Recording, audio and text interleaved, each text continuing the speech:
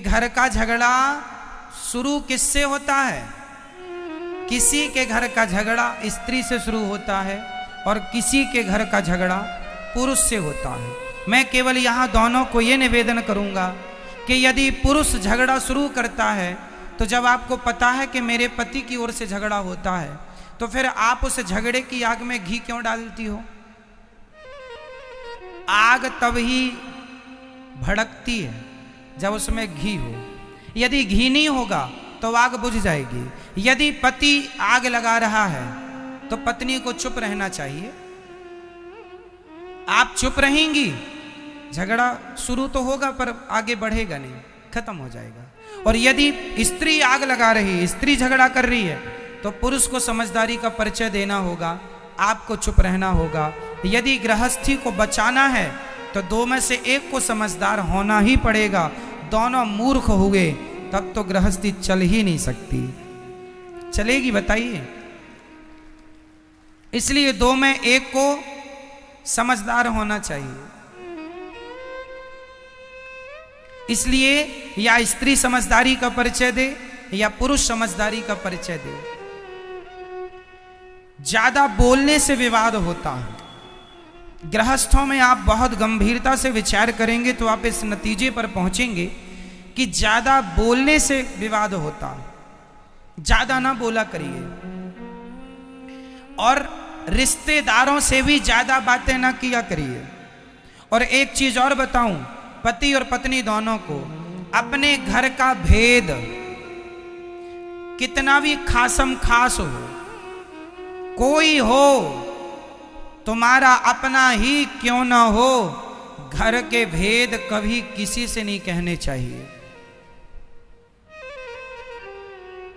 घर की बातें, आजकल स्त्रियां पति पत्नी में जरा सा विवाद हुआ जाके पड़ोसन से कह आती हो, तुम तो कल पति पत्नी मिलके एक हो जाओगी, पर पड़ोसन को तो तुम्हारी औकात पता चल ही गई ना। वो तो सदा ताने, अरे हमसे ना ज्यादा झाड़ो, हम जानते तुम्हारे पति को, हम जानते हैं तुम्हें, तुमने क्योंकि बोल दिया था। सारे घरों में झगड़े होते हैं, हर घर में। इसका अर्थ ये नहीं कि तुम अपनी बातें जाके पड़ोसन से कह लोगी, रिश्तों में कह लोगी, किसी से ना कहा करो। अपनी घर की बातें, घर के आप लोग अपनी समझदारी से अपने रिश्तों को ठीक करिए। और तलाक देना और लेना ये किसी भी समस्या का समाधान नहीं। तलाक लेके क्या करोगे? माँ बाप के घर बैठोगी? बेटियों से मेरा सवाल है, तलाक लेके कहाँ जाओगी? अपनी मम्मी के घर बैठोगी कब तक? मम्मी जब तक जिंदा है तब तक तुम्हारा सम्मान है। माँ मर जाएगी फिर तुम्हारी भौजाई तुम्हें सम्मान करेगी? सम्मान भी देखो, एक दिन जाओ, 2 दिन जाओ तो सम्मान होता है। घर पे ही पड़े रहो किसी के तो सम्मान नहीं होता। बोलो हाँ या ना?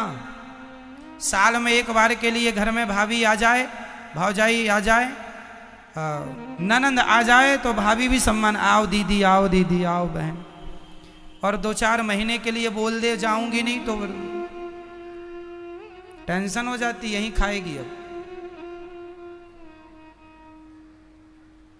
इसलिए मैया बाद में लड़ लेना अपनी भौजाई से। अभी सुन लो, केवल कुल मिला के बात यह है, मैं सारी यहां बेटियों से बात करना चाहता हूं, बहुओं से। कई बार बहुएं अपनी मां के कहने से अपने पति को छोड़ देती हैं। मां ने कहा तेरी ससुराल अच्छी नहीं है, पति लड़ता रहता, आजा, हम जिंदा हैं, हम तेरा पेट भरेंगे। ये मम्मियों को पता नहीं कब अक्ल आएगी।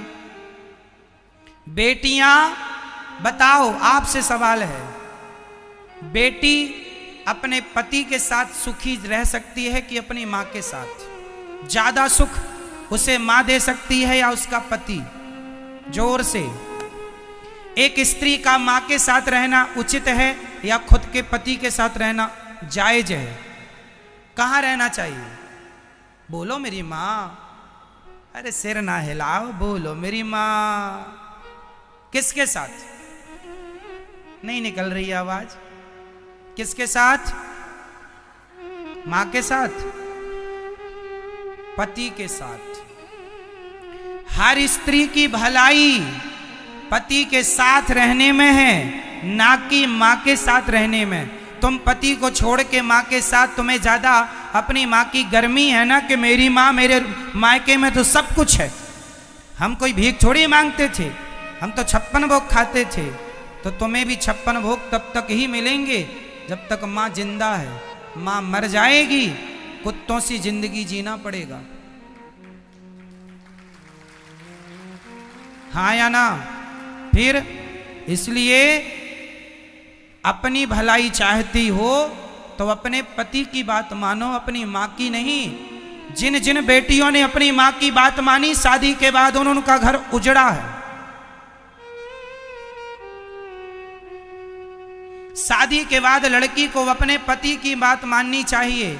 यदि अपने माँ बाप की बात मानेगी तो मैं लिख के दे दूंगा स्टाम्प पेपर में, जो लड़की अपने माँ बाप की बात मानेगी उसका घर कभी बस ही नहीं सकता, चाहे वो कितनी भी समझदार क्यों ना हो।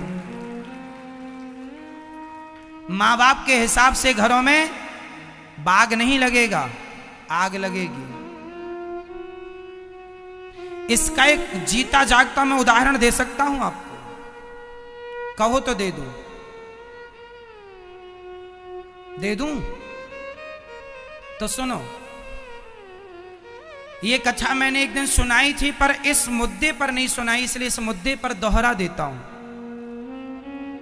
महाभारत का युद्ध एक लड़की के पिता के कारण हुआ है। कौन है वो लड़की और कौन है वो पिता? सुन लो। महाराज शांतनु मत्स्यगंधा पर मोहित हो गए। कथा हमने सुनाई थी, केवल स्मरण कराएंगे आपको, समय पूरी सुनाने का नहीं। केवल इतिहास से हम आपका परिचय कराएंगे कि जिस लड़की ने अपने माँ बाप की बात मानी उसके जीवन में परिणाम क्या हुआ। महाभारत की जननी कौन है आज मैं आपको स्पष्ट कर देता हूं। भीष्म पितामह गंगा पुत्र हो चुके थे। शांतनु का एक बेटा था, 14 साल की उम्र थी। भीष्म पितामह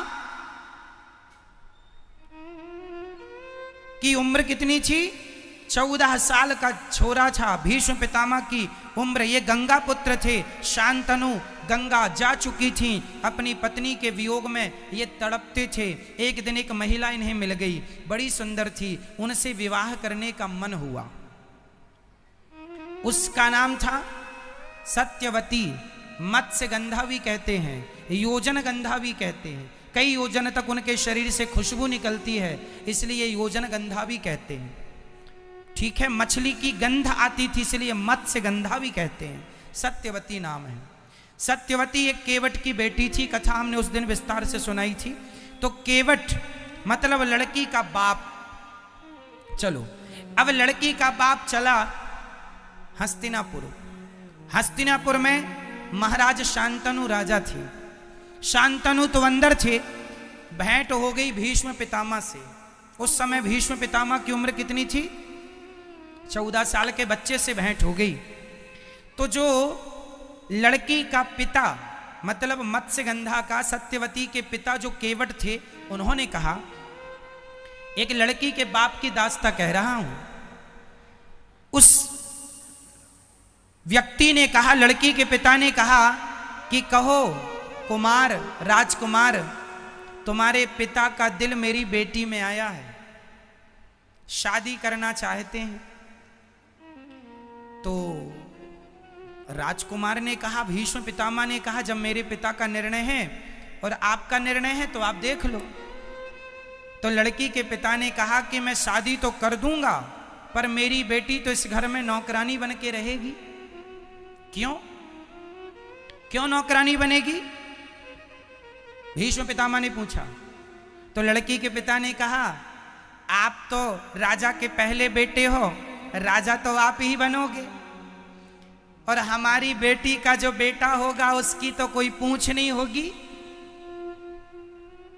तो भीष्म पितामह ने तुरंत प्रतिज्ञा की मेरे पिता की खुशी यदि इस महिला से है तो मैं आपको वचन देता हूं कि मैं कभी विवाह नहीं करूंगा, मैं कभी विवाह नहीं करूंगा और इस गद्दी पर आपकी बेटी से उत्पन्न हुआ बेटा ही बैठेगा। ये देवताओं को साक्षी मानकर 14 साल के बेटे ने प्रतिज्ञा कर ली। इसी का नाम है भीष्म प्रतिज्ञा। अब सुनो, सत्यवती के बेटे हुए, उनके कोई संतान नहीं हुई। फिर संतानें व्यास जी के द्वारा हुई। धृतराष्ट्र, पांडु धृतराष्ट्र बैठे सत्ता पे और धृतराष्ट्र को पुत्र। यदि भीष्म पितामह उस गद्दी पर बैठते तो महाभारत का कभी युद्ध होता? हमेशा लड़की के माता पिता अपनी बेटी का भविष्य बनाने के चक्कर में वो ये भूल जाते हैं कि इनके ससुराल में किसकी हानि हो रही है, किसका भला हो रहा। वो केवल अपनी बेटी का भला देखते हैं। और तुम बेटियों को अपने पति का भला सोचना चाहिए कि आपके पति का जिसमें भला हो, आपका जिसमें भला हो, वो निर्णय आपको लो। क्योंकि ससुराल पक्ष, जो मायका पक्ष होता है, वो हमेशा एक ही तरफ से वो निर्णय देंगे जिसमें केवल आपकी भलाई है। यदि उस लड़की के पिता ने ये देखा होता कि राज्य की भलाई किसमें है, तो वो ये कभी संकल्प ना दिलाते। फिर भीष्म पितामह राजा बनते, और भीष्म पितामह राजा बनते तो महाभारत जैसी स्थिति कभी उत्पन्न ना होती। केवल यही बात समझाना है आपको कि शादी के बाद मेरी बहनों, मेरी बेटियों, हाथ जोड़ के कहता हूं, हाँ, यदि ससुराल में आप पर कोई अत्याचार हो रहा है तो आपके माँ बाप का बोलना जायज है, उचित है, पर बात बात में उंगली करना जायज नहीं है। छोटी छोटी बातों में भी माँ बाप उंगली करें, इससे रिश्ते टूट जाएंगे, खत्म हो जाएंगे। 100 में से 95 रिश्ते माँ की गलती से, लड़की की माँ की गलती से टूटते। इसलिए अपने पति, यदि तुम्हारा पति गलत रास्ते पर है, चलो एक और उदाहरण देता हूं। यदि आपका पति किसी और महिला के चक्कर में पड़ गया तो आप क्या करेंगी? भगवान करे कि आपके साथ ऐसा कभी ना हो, पर यदि हुआ तो आप क्या करेंगे? यदि आपको पता चल गया कि मेरा पति तो किसी दूसरी महिला के चक्कर में है, उससे बात करता है, उसके संग उठता बैठता है, जब आपको पता चलेगा आप क्या करती हैं? आप सबसे बड़ी गलती करती हैं। आप सबसे बड़ी गलती ये करती हैं कि जब आपको पता चलता है कि आपके पति का किसी महिला से चक्कर है तो आप तुरंत अपना सामान बांधती हैं और अपने मायके चली जाती हैं। अपनी माँ से बताती हैं।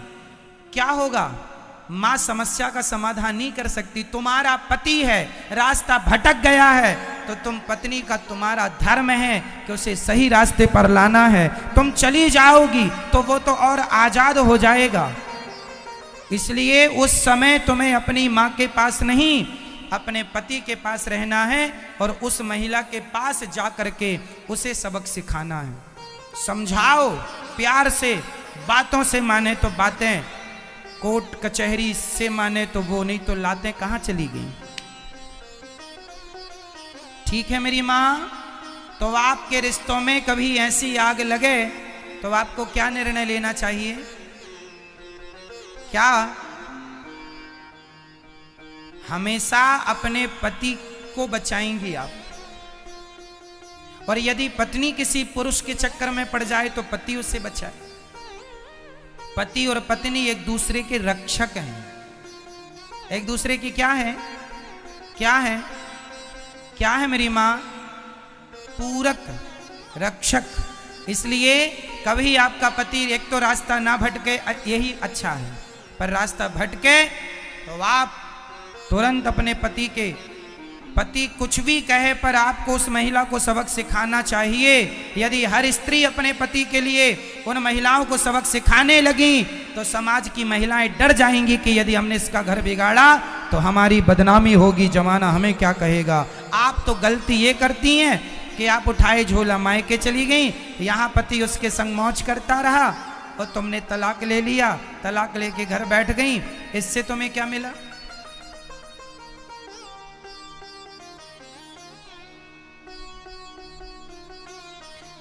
तुम्हें ऐसे आदमी के संग रहना है नहीं रहना वो अलग विषय है, बाद में सोच लेंगे।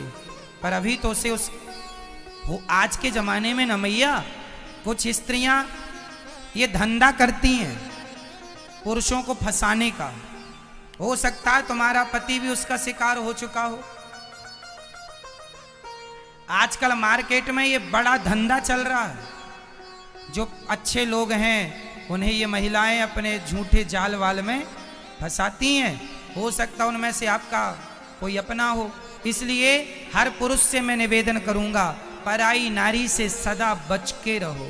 पराई नारी कभी तुम्हारी सगी नहीं हो सकेगी। कभी पराया ना पराई नारी सगी होगी ना पराया पुरुष सगा होगा। अपनी पत्नी और अपने पति में ही विश्वास करना सीखो। यदि तुमने किसी और के आंसुओं पे चले गए तुम्हारा सर्वनाश हो जाएगा। कुछ महिलाएं कैसे फंसाती हैं। एक महिला एक पुरुष के पास आई, रोने लगी, हमारा पति हमें बहुत मारता है। तो पुरुषों की तो दया बड़ी होती है। अच्छा बहुत मारता, आओ हमारे पास बैठो, कॉफी पियो, चाय पियो।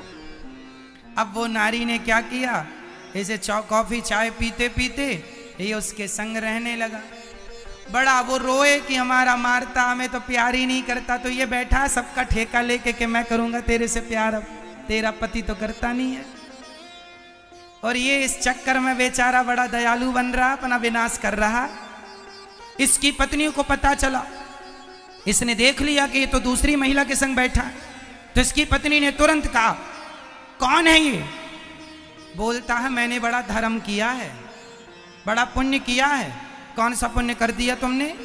बोले इसके पति ने इसको प्यार नहीं किया, बहुत डांटता है, बहुत मारता है, तो मैं इसको प्यार करता हूं। अब तुम भी मेरी पत्नी हो और ये भी मेरी है। लो ये कौन है? इन्हें क्या कहेंगे? क्या यही गृहस्थ जीवन का धर्म है? रोते हुए की मदद करना अच्छी बात है।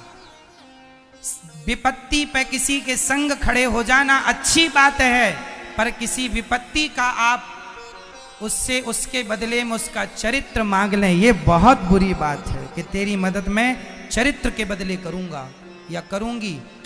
इन चक्करों में ना पड़ा करो। समाज बहुत गलत रास्ते पर चल चुका है, बहुत गलत कदम बढ़ चुके हैं लोगों के। समाज में क्या क्या लोग कर रहे हैं कहा भी नहीं जा सकता। क्यों मैया, बहुत कुछ हो रहा समाज में या नहीं? तो ऐसी गंदगियों से आपको अपने पतियों को बचाना है, अपनी पत्नियों को बचाना है और आने वाली पीढ़ी को, बेटा और बेटियों को बचाना है इस गंदगी से। कहीं आप शिकार ना हो जाए। इसलिए पति पर जब कोई चरित्र का हमला होगा तो सबसे पहले साथ कौन खड़ा होगा? पत्नी। और पत्नी के संग पति, और एक दूसरे के चरित्र की रक्षा करो, एक दूसरे के काम आओ और प्रेम से गृहस्थी निभाओ। एक दूसरे से प्रेम करो, पत्नी पति से प्रेम करे, पति पत्नी से प्रेम करे। जैसे हमारे राम सीता से प्रेम करते हैं और सीता राम से प्रेम करती हैं, और दोनों से प्रेम हो और दोनों पति पत्नी मिलकर दोनों भगवान से प्रेम कीजिए। यही सदगृहस्थ है, यही गृहस्थी है मेरी मां। मैया समझ में आई बात? तो गलत रास्ते पर आप तो नहीं जाएंगे ना कभी। तो आप अपने पत्नी से और अपने पति से झगड़ा तो नहीं करेंगे। मैया आप लोग अपने पतियों से प्यार करती हो कि नहीं? बोलो हाँ या ना, बोलो हाँ या ना। करते हैं मैया? हाँ करते। तो आपका पति आपसे प्यार करता है कि नहीं? चलो आप तो करती हो अपने पति से, पति करता है कि नहीं? नहीं, कभी तो आई लव यू कही होगा उसने, नहीं कहा कभी? मैया पति ने कभी आई लव यू कहा नहीं। भगवान से क्या कहना है? जब आप आर्त भाव से कहेंगे और हृदय में प्रेम होगा तो आंसू जरूर आएंगे। रोज हाथ जोड़ के जैसे आप पूजा करिए ना रोज, तो पूजा करो, भगवान को नहलाओ धुलाओ, भोग लगाओ, फिर हाथ जोड़ के जरूर कहना चाहिए बोलो हे प्रभु, हे श्रीमन नारायण, मैं जैसा हूं, मैं जैसी हूं, आपकी हूं, आपका हूं। हे प्रभु, मैं पापी हूं, अधम हूं, नीच हूं, दुष्ट हूं, खल हूं, कामी हूं, क्रोधी हूं, अभिमानी हूं। हे प्रभु, हम जैसे हैं आपके। हे नाथ, आप ही हमारी माता हो, आप ही हमारे पिता हो। हे श्याम सुंदर, हे पतित पावन, हे करुणा सिंधु, हम पर कब करुणा करोगे? हे नाथ, हमें कब अपना दर्शन दोगे? हे प्रभु, हम जन्म जन्म के पापी हैं, पर जैसे हैं आपके। हे गोविंद, हे गोपाल, हमें आपका ही सहारा है, आपके सिवा हमें किसी का सहारा नहीं। हे नाथ, मैं आपकी हूं, मैं आपका हूं।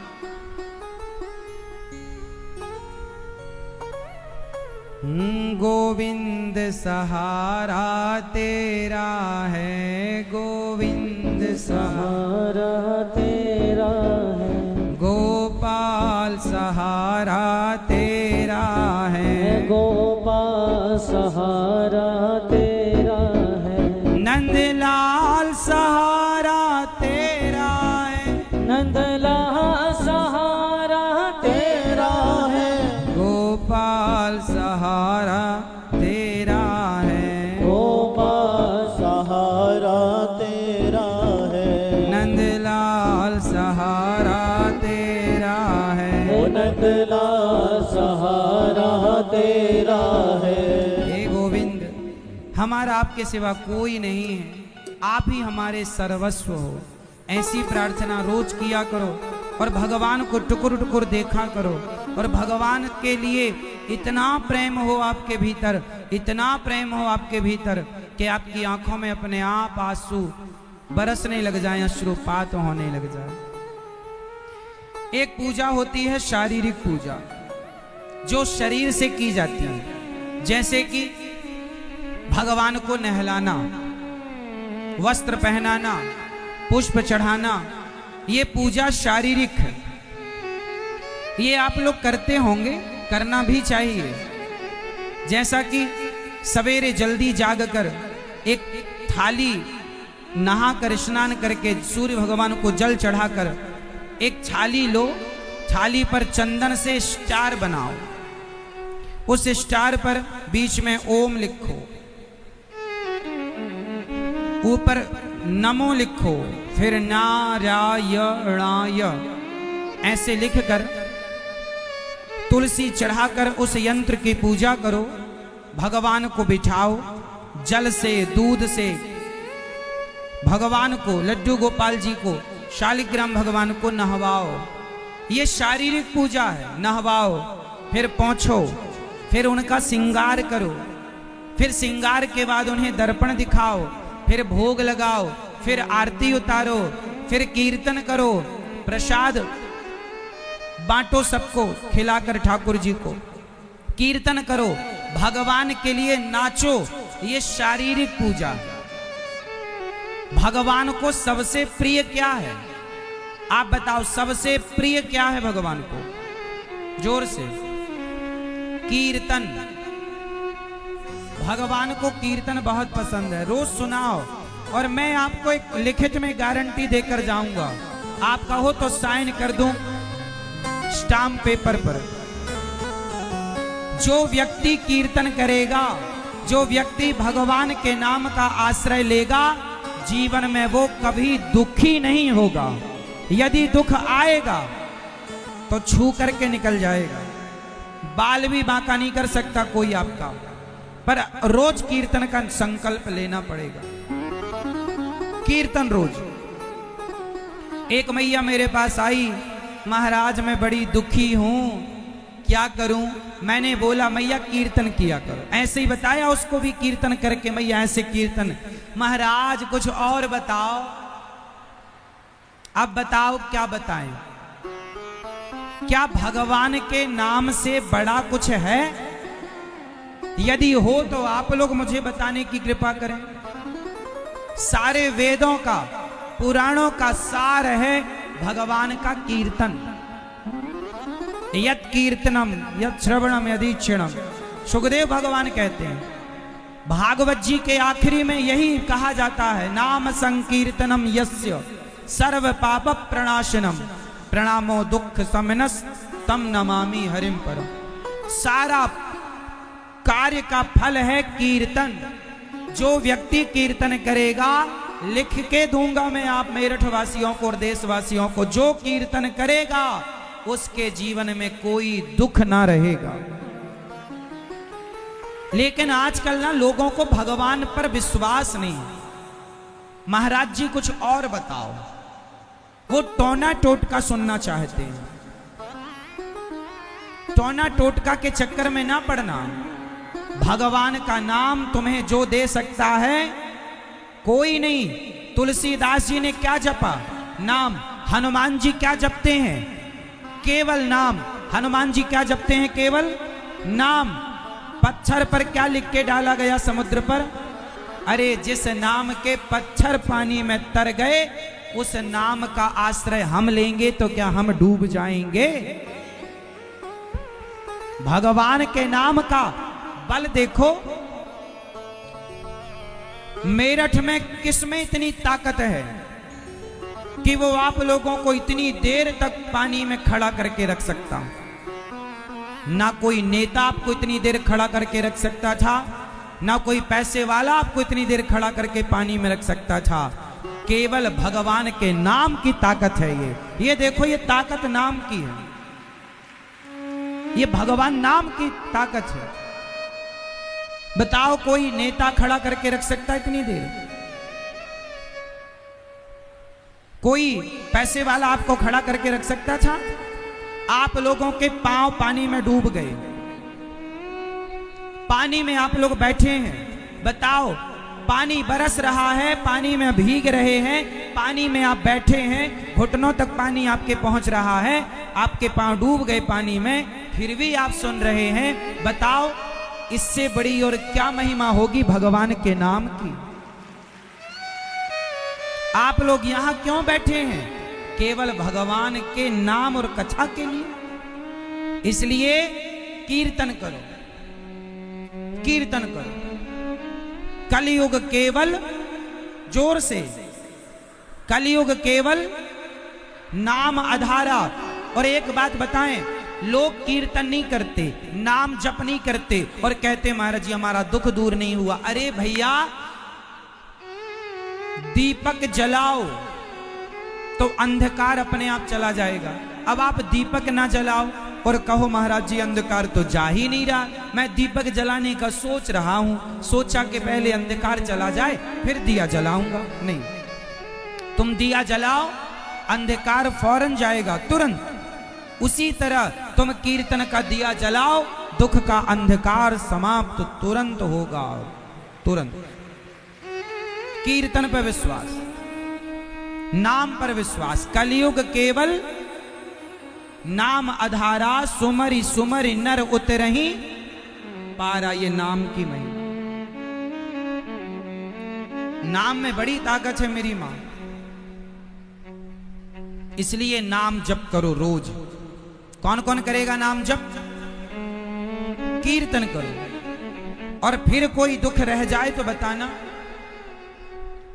भगवान के नाम से बड़ा क्या है? राम से बड़ा राम का अंत में निकला यही परिणाम। राम से बड़ा नाम बहुत बड़ा, इसलिए श्रद्धा रखो। 1 करोड़ कम से कम नाम जप कर लो, इसके बाद तुम्हें अपने आप दिखने लग जाएगा कि इसकी महिमा क्या। फिर तुम्हें समझाना नहीं पड़ेगा। अभी हमें समझाना पड़ रहा है, फिर तुम्हें समझाना नहीं पड़ेगा। अपने आप तुम दूसरों को समझाओगे भैया नाम जप करो। बड़ी महिमा, भगवान से प्रेम। नाम जप इतना हो प्रेम से कि आंखों में आंसू आते हों और नाम जप चल रहा, श्रीमन नारायण श्रीमन नारायण श्रीमन। श्री कृष्ण गोविंद हरे मुरारी, हे नाथ नारायण वासु। कीर्तन चल रहा और आंसू बह रहे हैं। वाह, ऐसे भक्त कहीं मिल जाए तो दंडवत प्रणाम कर लिया करो ऐसे भक्तों को।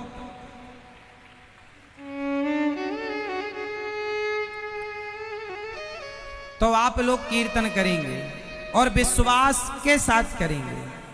कौन कौन करेगा? सब। तो आप लोग भगवान को कीर्तन सुनाया करो बढ़िया प्रेम से। और पूजा शारीरिक ये पूजा। अब मैं आपको मानसिक पूजा बताऊंगा जो सबसे श्रेष्ठ है।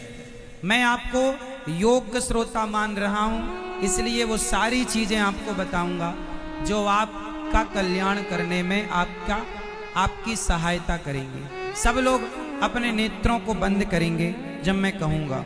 शांति से बैठ जाइए, या खड़े हैं तो खड़े होकर, बैठे हैं तो बैठकर ध्यान पूर्वक सुनिएगा। ध्यान दो। मानसिक पूजा सर्वश्रेष्ठ पूजाओं में एक है। जंगल में जो साधु संत, गुफाओं में जो साधु संत हैं, वो केवल मानसिक पूजा करते हैं। वहां कोई मंदिर होता नहीं है, जंगलों में कोई विग्रह होता नहीं है, वहां तो केवल मानसिक पूजा।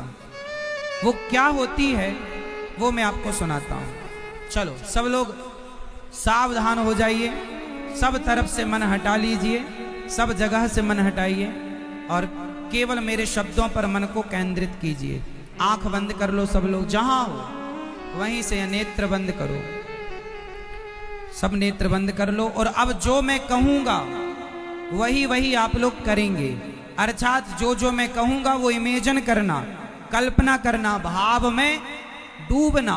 जो मैं कहूंगा वो आप करिएगा मानसिक। चलो आंखें बंद करो। सबसे पहले हम सभी चलते हैं वृंदावन।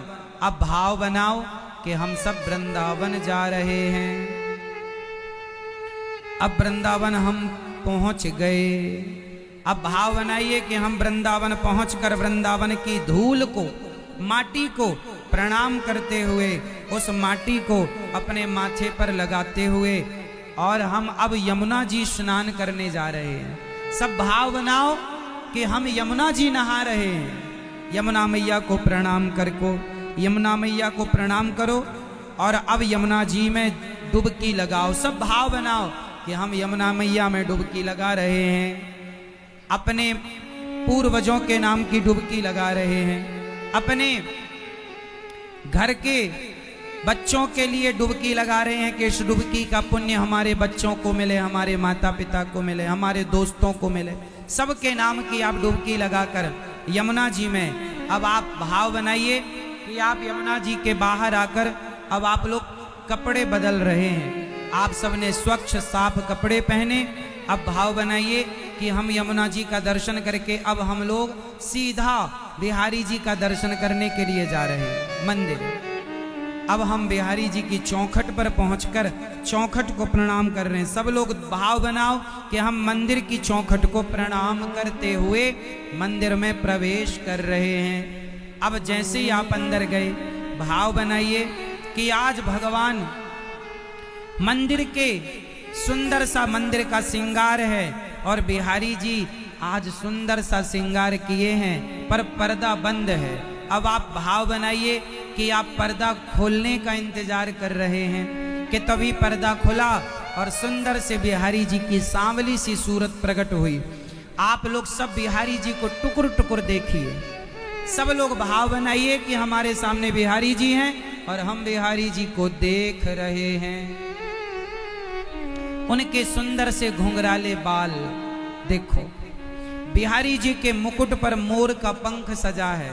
देखो भगवान के सुंदर गले पे सुंदर सी माला पहनी है, ठाकुर जी ने पहन रखी है। देखो भगवान की होंठों को देखिए, मुस्कान को देखिए, गालों को देखिए, आंखों को देखिए, नेत्रों से नेत्र मिलाइए। क्या भगवान कुछ कहना चाहते हैं? फील कीजिए, महसूस कीजिए। भगवान कुछ कहना चाहते हैं आपसे, कुछ बातें करना चाहते हैं। अब भगवान की कमर, फिर चरण का दर्शन कीजिए। बगल में श्री राधा रानी का भी भाव से दर्शन कीजिए कि किशोरी जी बगल में खड़ी हैं और श्याम सुंदर और श्री राधा रानी को हम देख रहे हैं। अब सब लोग भाव से सोने का झूला बनवाओ कि सोने के झूले में अब हमने राधा कृष्ण भगवान को श्याम सुंदर को बिठाया और अब हम झूला झूला रहे हैं। सावन का महीना है, सब भाव बनाइए कि सोने के झूले में बिठाकर श्याम सुंदर को और किशोरी जी को हम झूला झूला रहे हैं। सब भाव बनाइए कि झूला झूला रहे हैं आप सब। अब आप लोग भाव बनाइए कि आप लोग भगवान को सुंदर सुंदर मोतीचूर के लड्डुओं का भोग लगा रहे हैं। सब भाव बनाइए कि आप सब भगवान को लड्डू का भोग लगा रहे हैं। सब भाव बनाइए कि अब आप भगवान के चरणों को धुल रहे हैं। राधा रानी के चरण, श्याम सुंदर के चरण, थाली लोटा भगवान के चरण को धुल धुल के आप भाव बनाइए कि हम चरणामृत पी रहे हैं। सब भाव बनाइए, कल्पना कीजिए कि हम भगवान के चरणों को धोकर चरणामृत पी रहे हैं। अब भाव बनाइए कि चरणों को, राधा रानी श्याम सुंदर के चरणों को हम सुंदर वस्त्र से पोंछ रहे हैं। अब भगवान की आरती कर रहे हैं, ये भाव बनाइए। हे प्रभु स्वीकार कीजिए आरती करके। अब आप भाव बनाइए कि आप भगवान से प्रार्थना कर रहे हैं। सब लोग हाथ जोड़कर ये भाव बनाइए कि आप भगवान से कह रहे हैं कि हे प्रभु हम बहुत बड़े पापी हैं, हे करुणा निधान, हे श्री बांके बिहारी जी, हे श्री राधा रानी, हम आपके हैं माँ, हमें कब स्वीकार करेंगे आप?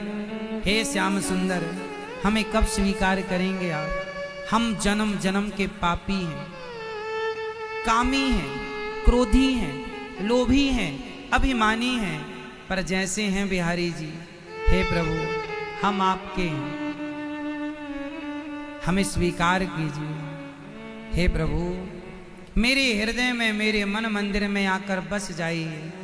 आप ही हमारी माता हैं, आप ही हमारे पिता हैं, आपके सिवा हमारा कोई नहीं है।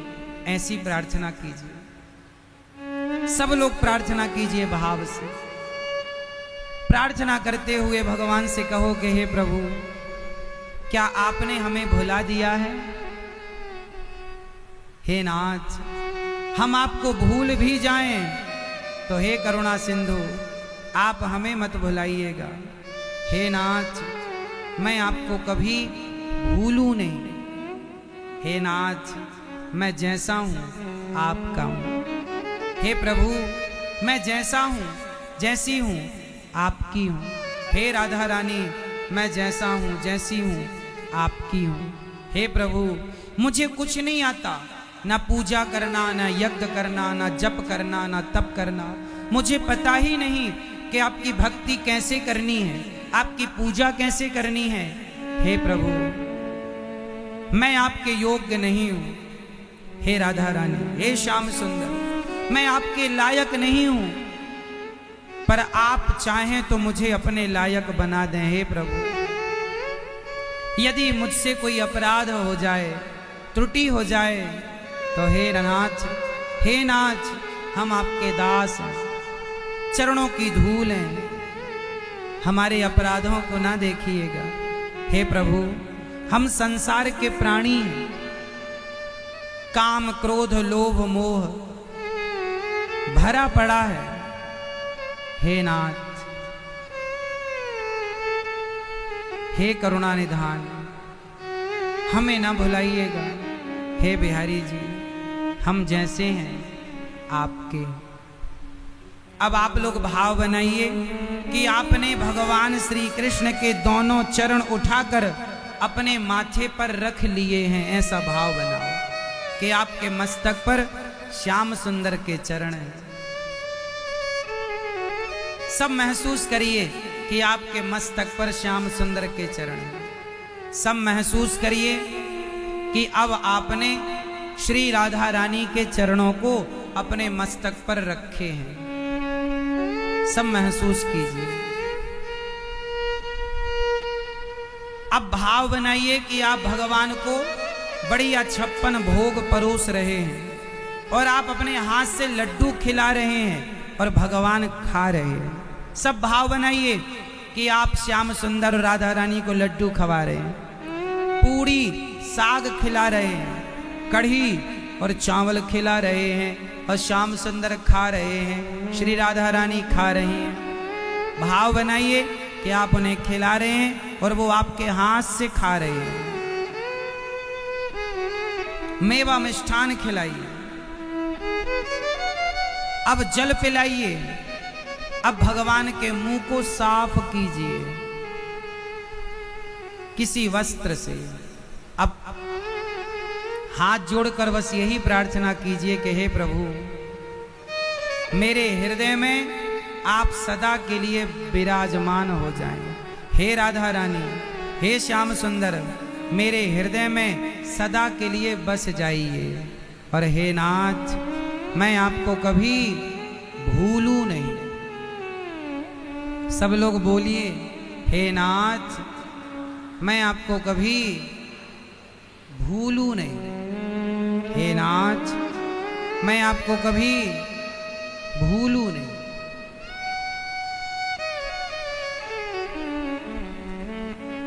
बस ऐसी प्रार्थना, ऐसी पूजा, ऐसी स्तुति आपको रोज करनी है। अब सब लोग अपनी आंखें खोल लीजिए। बताइए कितना समय लगा? 5 मिनट भी नहीं लगा। और 5 मिनट में आप कहां पहुंच गए?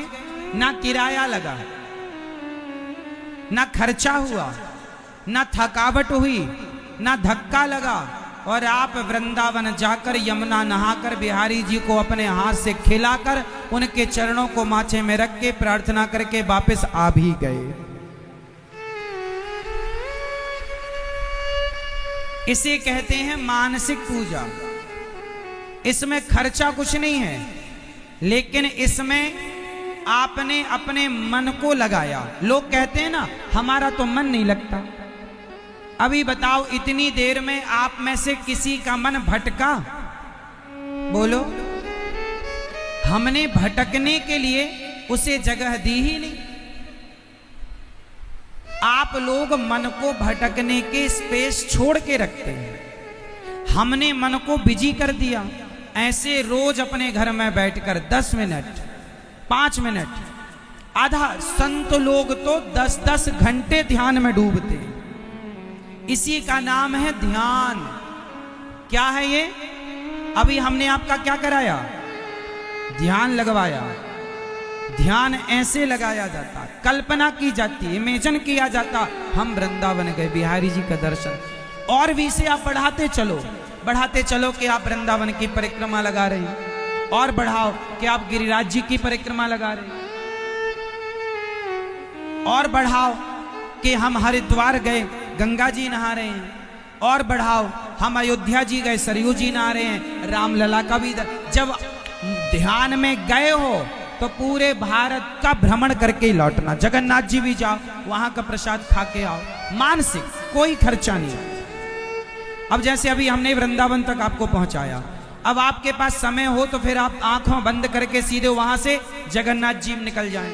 मन को, चल मन जगन्नाथ, समुद्र नहाओ, जगन्नाथ जी का दर्शन करो, उनके लिए रो। ऐसे ध्यान करते करते आंखों में आंसू आए। ये बाद का सब्जेक्ट है, आएगा, ऐसा भी होगा। लोग कहते हैं ना, भगवान दिखते नहीं, तुमको देखना आया नहीं। ऐसे 15 दिन ध्यान कर लो तुम, 16वें दिन तुम्हारी आंखों के सामने ना गोविंद